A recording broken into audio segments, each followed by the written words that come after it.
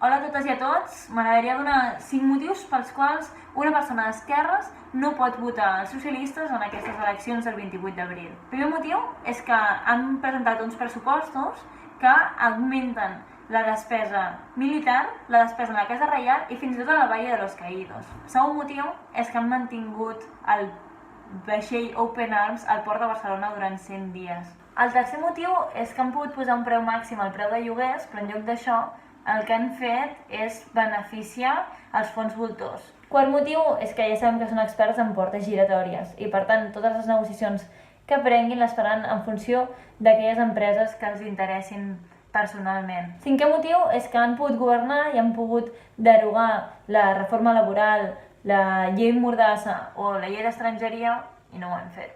És que clar, el que hem vist és que no només s'han estancat respecte al que havia fet el PP, sinó que fins i tot han arribat a retrocedir. I imagineu què pot passar si pacten amb Ciutadans, que és el que és més probable que facin si els hi surten els números. Si ja ens han demostrat durant aquest temps que s'han estancat o fins i tot han retrocedit, imagineu-vos cap on poden tirar.